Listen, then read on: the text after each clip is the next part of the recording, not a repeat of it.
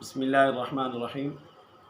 بچوں کی تعلیم و تربیت کے حوالے سے گھر میں جو بچوں کو جب اپنی طرف بلایا جاتا ہے تو ہم لوگ باتوں باتوں میں ہی جھوٹ بول دیتے ہیں جو ہمیں جس کا اندازہ نہیں ہوتا ہے۔ مثال کے طور پر ہم بچے کو بلاتے ہیں کہ بیٹا یہاں آؤ، میری بات سنو، میں آپ کو فلاں چیز دوں گا، ٹھیک ہے؟ یا مائیں بلاتی ہیں کہ بیٹا یہاں آؤ، جلدی سے میرے پاس آ جاؤ، میں آپ کو وہ فلاں چیز دے دوں گی۔ تو اگر ہم وہ نہیں دیں گے تو وہ ہمارے کھاتے میں جھوٹ لکھا جائے گا۔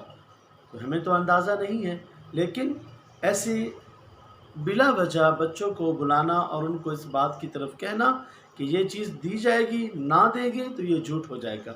کریم آقا علیہ الصلوۃ والسلام کی بارگاہ میں ایک عورت ہے، وہ حاضر ہے، اور ساتھ ہی میں اس کا ایک چھوٹا سا بچہ بھی موجود ہے، اور اس عورت نے اپنے بچے کو بلانا چاہا کہ بیٹا بات سنو، میرے پاس آؤ، میں تجھے یہ چیز دوں گی۔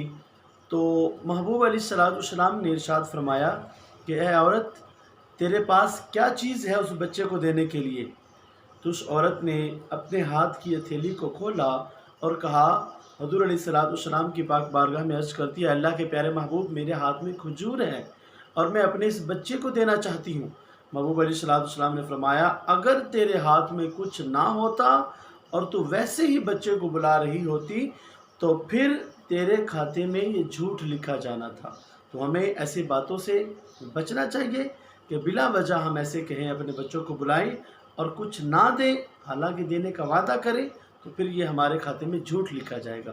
ہمیں اس چھوٹی سی بات میں جو ہمیں نظر آ رہی ہے، لیکن حقیقتاً یہ بہت بڑی ہے، اور یہ کہیں ایسا نہ ہو کہ جانے انجانے میں ہم اور ہمارے کھاتے میں جو جھوٹ لکھا جائے گا۔